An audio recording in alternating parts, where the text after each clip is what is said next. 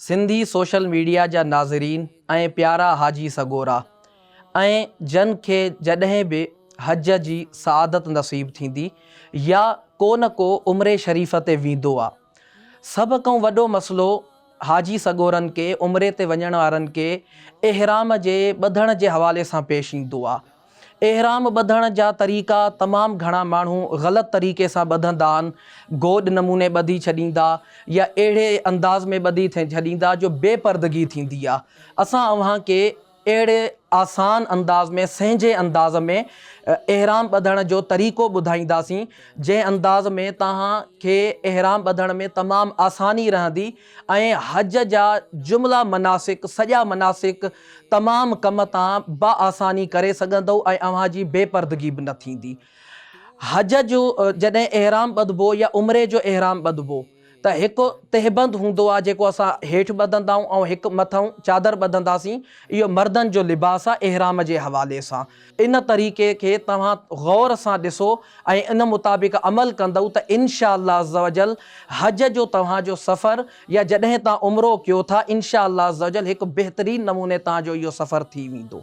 हाणे ही तव्हांखे तहबंद हेठीं चादर ॿधण जो तरीक़ो ॿुधायूं था त हेठीं चादर तव्हांखे कहिड़े नमूने ॿधणी आहे। जहिड़े तरीक़े सां तव्हांजो हेठीं चादर उहा सही नमूने ॿधजी वञे ऐं तव्हांखे कंहिं क़िस्म जी बेपर्दगी न थिए। ग़ौर सां ॾिसिजो।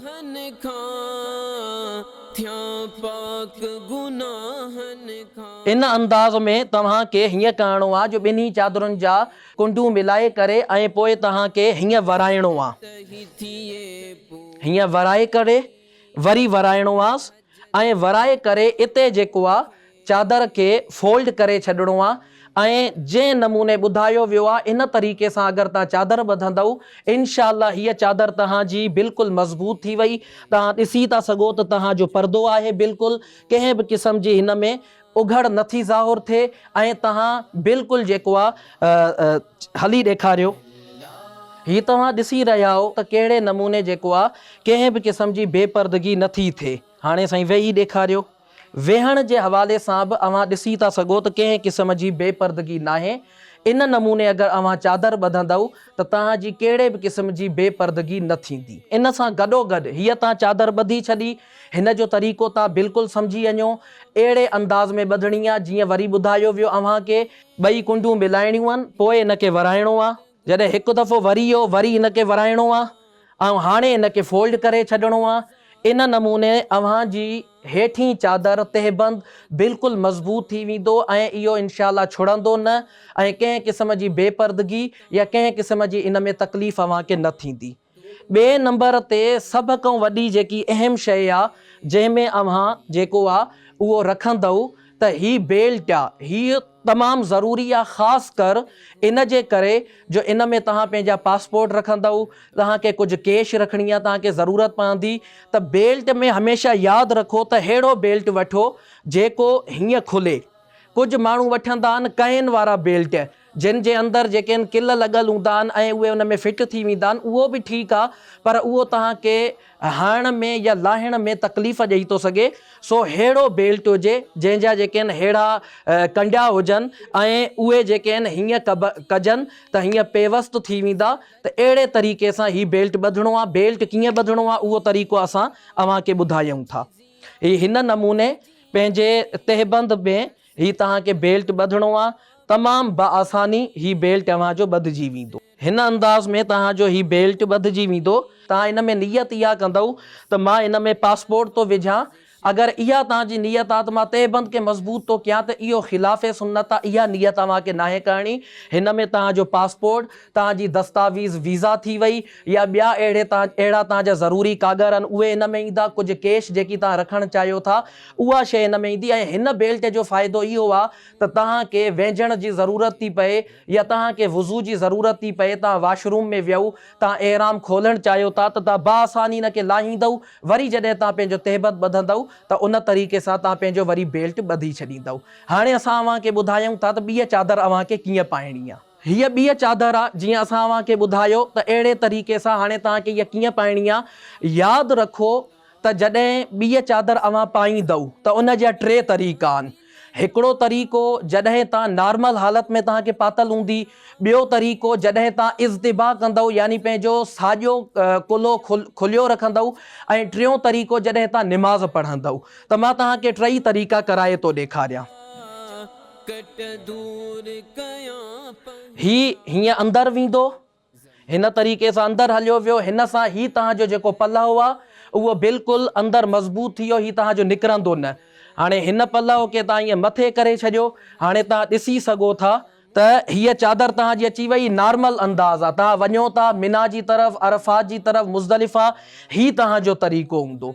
हाणे हाजी सगोरनि खे इज़्तिबा करणो हूंदो आहे, यानी उहो तवाफ़ कंदा, जंहिं तवाफ़ खां पोइ सही करणी आहे त उन में पंहिंजे साॼे कुल्हे खे खुलियो रखंदा।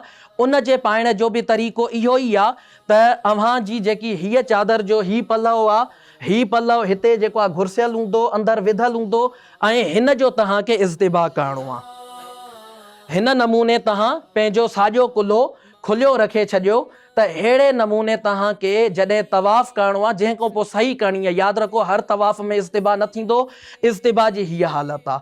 हाणे टियों तरीक़ो जॾहिं तव्हां निमाज़ पढ़ंदव, छो त आम तौरु ईअं थींदो आहे त माण्हू हाजी सगोरो जॾहिं निमाज़ पढ़ंदो आहे त पोइ अहिड़ी सूरत में उन जो सितर जेके साइडूं हूंदियूं आहिनि, पासा हूंदा आहिनि, ज़ाहिर थी वेंदा आहिनि त निमाज़ में कीअं पढ़णो आहे। ही चादर खे वरायऊं, हाणे वराए करे जेको आहे उहो पोयूं हिन नमूने तव्हां वठी आयऊं।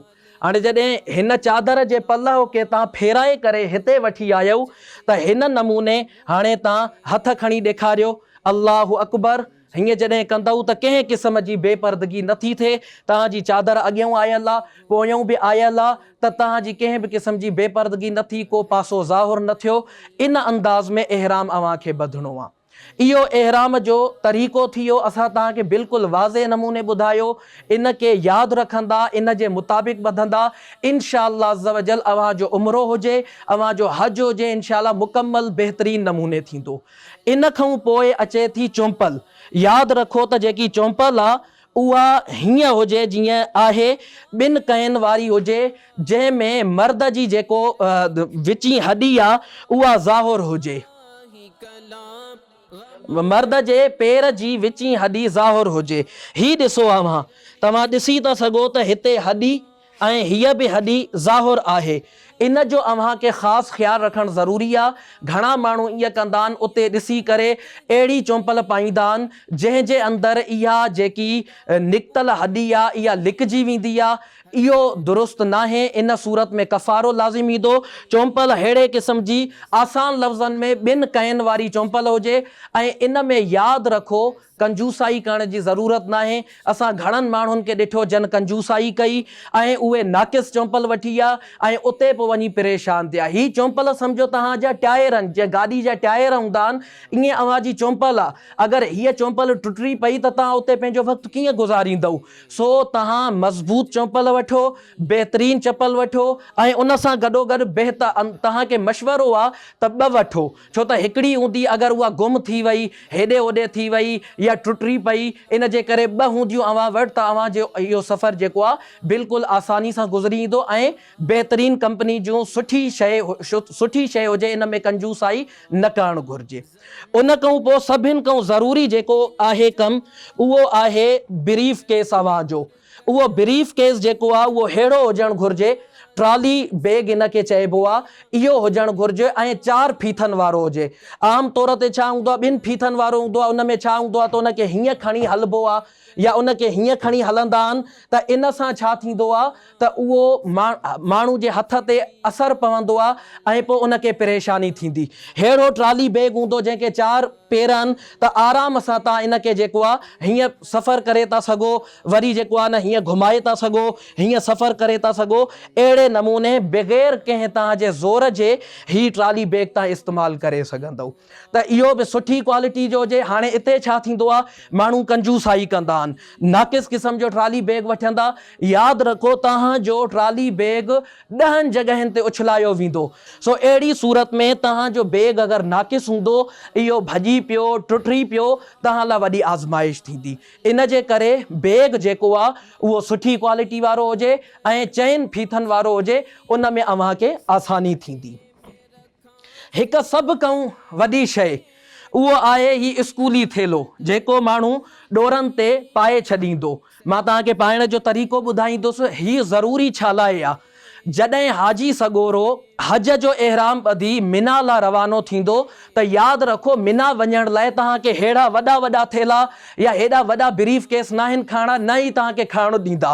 अहिड़ी सूरत में जॾहिं तव्हां मिना वेंदव त तव्हां वटि हिकिड़ो सिबियल कपिड़ो हूंदो जेको तव्हां 10 तारीख़ ते जॾहिं इहराम लाहींदव उहो पाईंदव, ऐं कुझु ज़रूरी सामान हिन थेले में हूंदो अव्हांजे। मसलन इहराम जूं एक्स्ट्रा चादरूं थियूं, हिकिड़ो इहराम तव्हांजो नापाक थी वियो, मेरो थी वियो, त तव्हां जेको आहे नओं इहराम पाए था सघो।